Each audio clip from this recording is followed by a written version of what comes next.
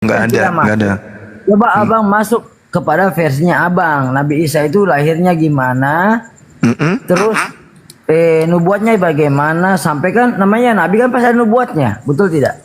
Belum tentu. Berarti Bang Suma tidak imani Nabi Isa. Loh, saya beriman kepada Nabi Isa alaihissalam. Coba ceritakan silsilah Nabi Isa supaya kita dengar juga. Di Al-Quran tidak diceritakan silsilah Nabi Isa karena Al-Quran bukan buku biografi. Al-Quran itu buku hukum. Maaf Sumadi, saya tidak punya baca, tapi saya dengar di Al-Quran itu hampir 60% menceritakan kejadian semua untuk Nabi Isa. Siapa bilang begitu? Maka dari itu coba Bang Suma terjemahkan apa-apa sih yang ada di Al-Quran. Oke, salah satunya aja ya. Ya. Oke, 247. Oke, baik, kita cerita sedikit. Nah, jadi gini. Diawali dari ibunya.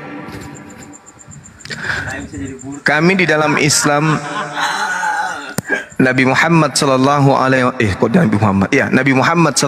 wasallam kemudian diberi wahyu oleh Allah berupa Al-Quran untuk menceritakan dan meluruskan fitnahan-fitnahan orang-orang terdahulu terhadap Nabi Allah bernama Nabi Isa yang namanya kemudian dipalsukan menjadi Yesus di Roma.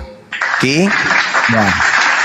Singkat cerita, Maryam melahirkan seorang bayi.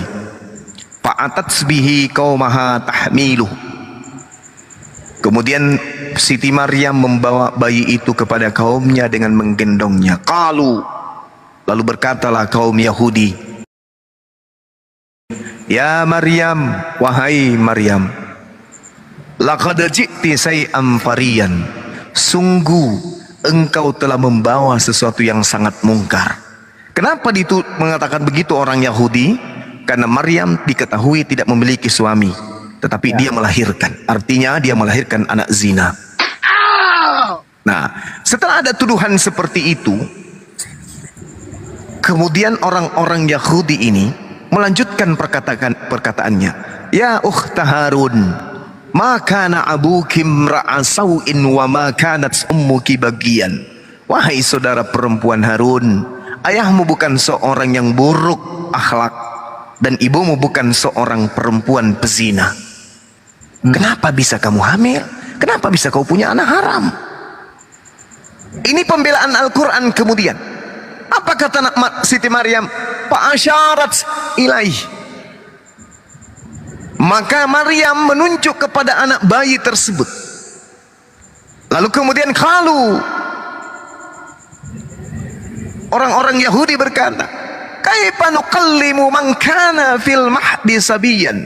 Bagaimana mungkin kami bercakap-cakap dengan anak kecil yang masih ada dalam ayunan, wahai Maryam? Tapi apa yang terjadi pada saat itu? Mujizat terjadi.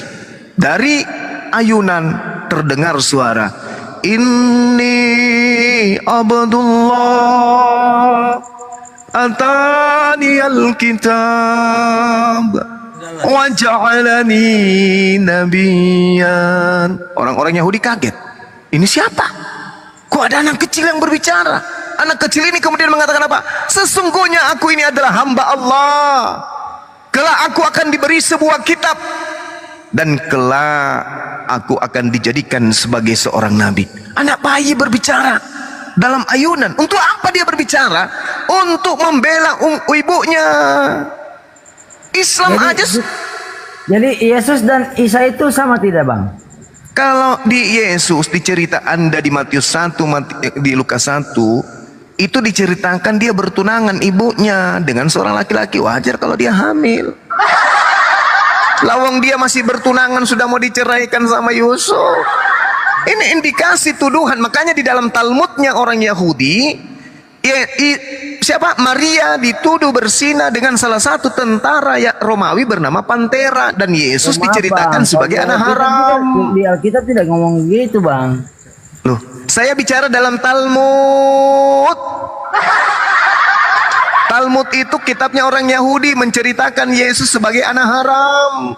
ibunya berzina sehingga hamil melahirkan Yesus.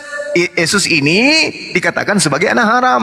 Tapi di Al-Quran kan Yesus mengatakan begini di dalam Yohanes 16 nomor 13, apabila penolong lain nabi kebenaran itu datang, dia akan memuliakan aku.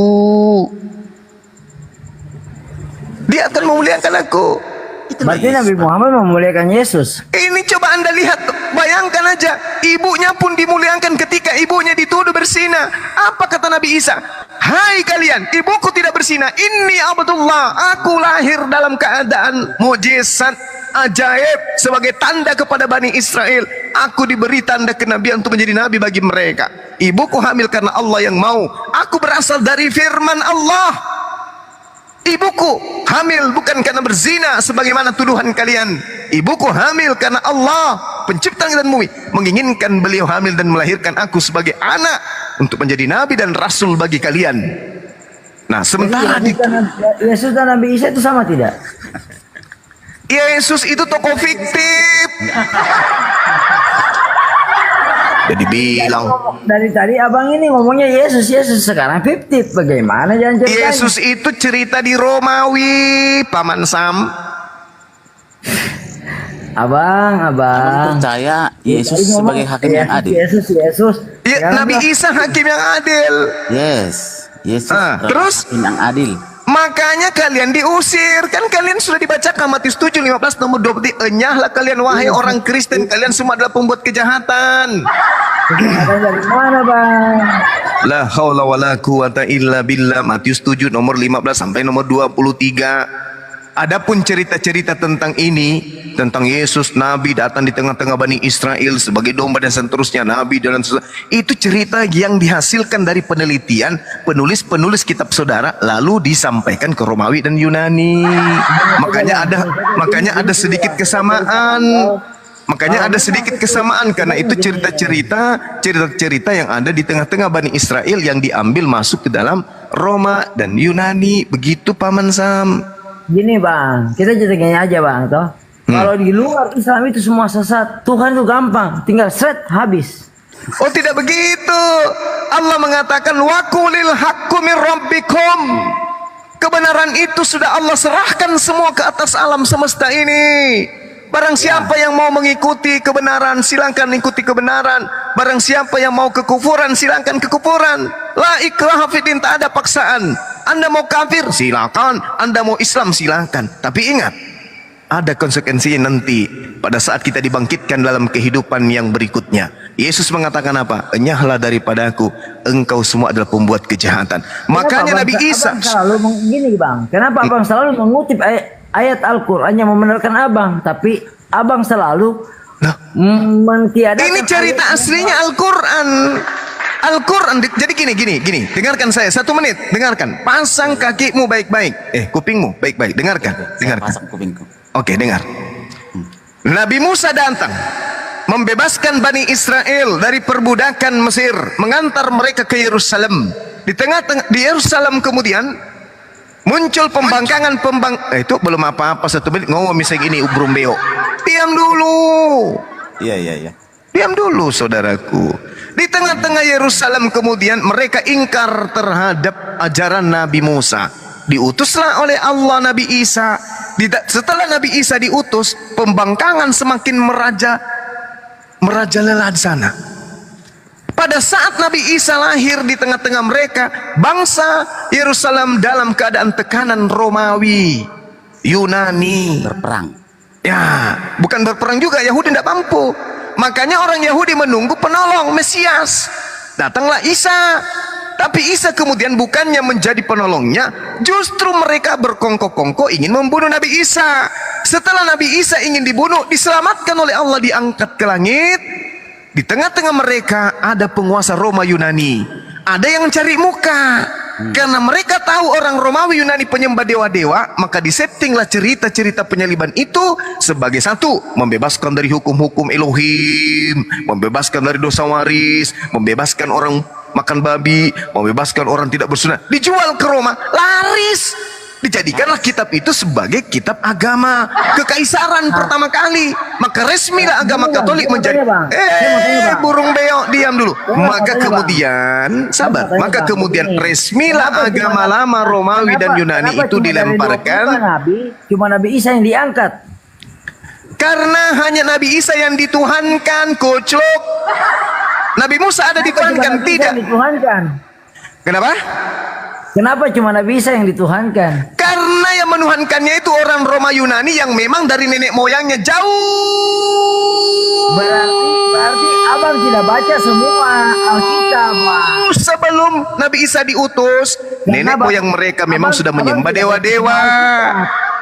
Abang tidak baca semua. Kamu bertanya tapi kamu colote, bagaimana ilmu mau masuk? Ini kalau saya ngajar di kelas murid-murid kayak begini, sudah kulempar asbak, kulempar penghapus, kulempar kapur, bahkan kulempar papan tulis.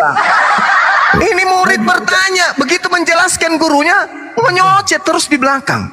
Gini Bang, saya bilang toh. Gimana? Nabi Abraham pun sempat dituhankan kepada umat-umatnya. Siapa umatnya menuhankan Abraham? Gini, kita cerita gini. Nabi kan Musa asal ngomong aja ini burung beo. Kenapa umatnya Nabi Musa tidak mau mengakui Yesus? Karena mereka tidak percaya kepada Yesus. Memang ketika Yesus datang di tengah-tengah umatnya, dia ngajarkan dirinya disembah. Dia tidak pernah meminta disembah. Terus kenapa Anda menyembah? Karena memang kan yang tertulis. Itu yang itulah kamu ku bilang. Sekarang gini Bang. Sekarang lagi. Sekarang. Habis itu saya ngomong, begitu saya ngomong, sekarang gini Bang. Begitu saya ngomong, sekarang gini Bang. Diajar PPKN nyambungnya di mana? Sudahlah. Hakim yang adil. Dia hakim yang adil. Amin. Nah, sekarang baca Yohanes 12 nomor 48. Barang siapa yang menolak aku, dia sudah ada hakimnya, yaitu perkataan yang pernah aku sampaikan kepada mereka. Perkataan itulah kelak yang menjadi hakimnya di akhir zaman. Nah, mana perkataannya sembahlah aku? Ada. Siapa yang menolak dia? Lah, dia mengatakan dia rasul. Yang menolak dia siapa Bang? Anda. Tidak. Loh, buktinya dia mengatakan, aku diutus hanya kepada domba-domba yang sesat dari umat Israel. Apakah Anda umat Israel? Ayo. Umat Israel secara apa? Secara apa? Secara menyamar lagi, serigala nyamar Israel. Secara iman. Secara iman. Kita mengikuti Alkitab Israel. Loh, inilah yang Yesus katakan, saudaraku. Inilah yang Yesus katakan di dalam Matius 7 nomor 15 sampai nomor 23. Dia sampaikan kepada murid-muridnya orang Yahudi. Wahai murid-muridku orang Yahudi, apa paman, dengarkanlah suaraku ini. Iya paman, waspadalah kepada nabi-nabi palsu. Iya paman, yang datang menyamar seperti serigala. Artinya pada masa Yesus pergi, murid-muridnya akan didatangi nabi-nabi palsu. Siapa itu? Pendiri agamamu. Makanya pendiri agamamu dari buahnya, kata Yesus, kamu bisa melihat mereka. Satu, memanggil aku Tuhan.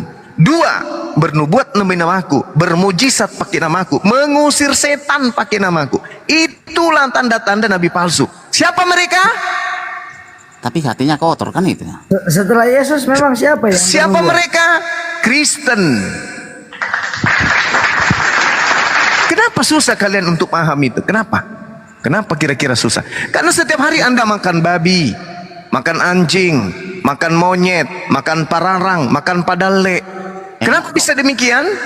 Tertutup sudah lemak babi dalam hati kalian itu, sampai otak kalian itu nggak berfungsi. Makan semua. Hah? Kenapa bisa abang semua bicara begitu, bilang kami makan semua? Lah, kan begitu yang kulihat di pasar-pasar orang Kristen. Kok coba lagi ada? Sekarang gini bang, emang dengarkan abang saya. tidak perlu pertanggungjawabkan apa yang abang bicara, bilang kami makan semua. Loh, yang makan babi agama apa? Oh sorry bang, kita bicara begini. Kristen.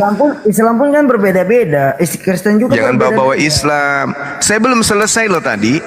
Belum selesai. Ketika saudara Esther bertanya, saya belum selesai. Tapi ini ceria sekali nih saat ini, balau mante. Saya belum selesai loh. Balabalan. 1 menit, izinkan saya. Jadi ketika kemudian ajaran Nabi Isa ditolak dia ingin dibunuh oleh orang sebangsanya. Baca di dalam Yohanes 11 nomor 45 sampai 53, ingin dibunuh. Maka Nabi Isa kemudian diangkat ke langit. Setelah diangkat ke langit ajaran Nabi Isa, datanglah ini serigala. Serigala ini nyamar, ganas mereka mengambil ajaran-ajaran Nabi Isa, diperbaiki, dipermak, direvisi, di segala macam. Akhirnya dijual kemana? Roma. Dijadikan sebagai agama Katolik. Jadilah itu turun-temurun menjadi kalian pengikutnya. Setelah itu di abad ke-7 datanglah kemudian Nabi diutus untuk meluruskan ajaran yang Nabi Isa yang dibengkokkan. Yang mana hasil pembengkokannya adalah agama Anda. Islam datang itu karena untuk meluruskan kalian. Jadi kalau kami membahas agama kalian pantas, kalian membahas agama kami tidak pantas. Begitu Bang. Iya, karena ibaratnya Yahudi adalah orde lama, Nasrani adalah orde baru, Islam adalah reformasi. Orde lama tidak akan berbicara mengenai orde baru tidak berbicara reformasi, tapi kemudian orde baru bisa berbicara orde lama, reformasi bicara orde lama, orde baru. Jadi Islam mencakup semuanya. Jadi kalau Islam berbicara tentang kalian, jangan kalian marah. 3 tahap Bang, ya, 3 tahap. Betul Bang, betul. Gitu dong. Saya sudah paham Bang. Alhamdulillahi Rabbil Alamin. Besok bikin onde-onde ya. Yang pertama itu kan punya dosa, jadi bisa diungkit. Maksudnya apa? Ibaratnya gini Bang, antara kita kan namanya yang lahir duluan dan yang tidak lahir duluan kan ibaratnya begini. Kita punya dosa mungkin bisa diungkit. Yang lahir kita kemudian kan mungkin tidak bisa diungkit. Jadi ibaratnya kan kita Kristen yang terus diungkit. Ya, kan reformasi berbicara orde lama, orde baru. Sekarang permasalahannya adalah Onde-onde saja Bang. Oh iya, enggak begini saudara, gini, dengarkan saya. Jadi gini, begini, orang-orang yang hidup dan mati di orde lama itu adalah itu urusannya dengan Allah.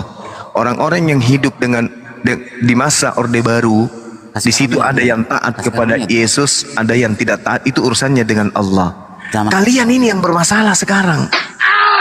Karena kenapa? Kalian hidup di masa reformasi, tapi pola hidup kalian, pikiran kalian, cara hidup kalian itu masih orde lama, orde baru. Sementara sekarang sudah zamannya orde reformasi. Ini yang harus zaman. Iya, makanya hidup kalian itu sudah tidak selaras lagi. 3 Tuhan, di Indonesia cuma 1 Tuhan. Kalian 3 Tuhan, tidak cocok kan? Ayo. 1 Tuhan. Bagaimana 1 Tuhan? Bagaimana 1 Tuhan? Di surga ada berapa bersaksi? 1 Yohanes 5 nomor 7, ada 3 Tuhan yang bersaksi di agama kalian di surga. Dalilnya ada. Bagaimana ada mengatakan 1? Kalau sebagai manusia, fitrah manusia memang sebelum kita itu menjadi manusia makhluk fisik, kita memang sudah bersaksi di hadapan Allah. Alastu bi rabbikum.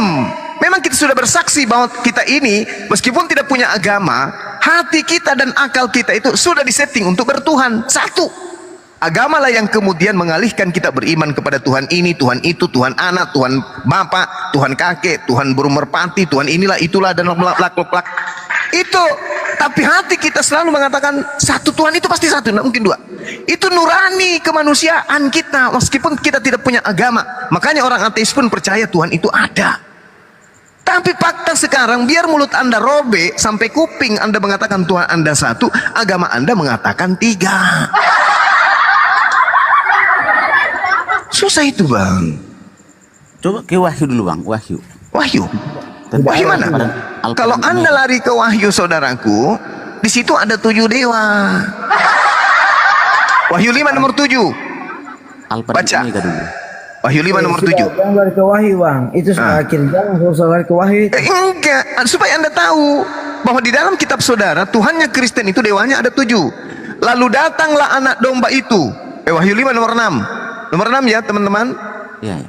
Nomor 6. Maka aku melihat di tengah-tengah tahta dan keempat makhluk itu, dan di tengah-tengahnya berdiri seekor anak domba seperti telah disembeli, bertanduk 7 dan bermata 7. Itulah ke-7 roh dewa yang diutus ke seluruh bumi. Jedar.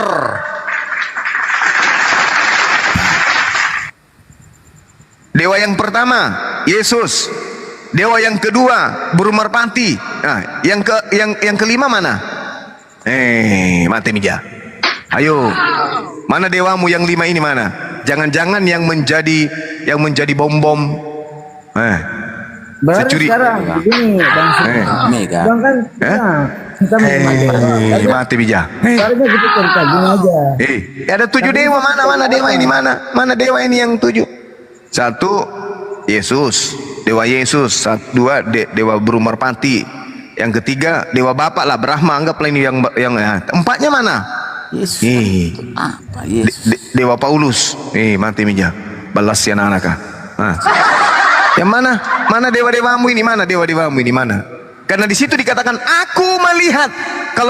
Kalau dia sudah mengatakan aku melihat dalam bahasa Yunani, jelas dia katakan oida. Oida itu artinya biji matanya. Nah, cini kinjo dewa ya.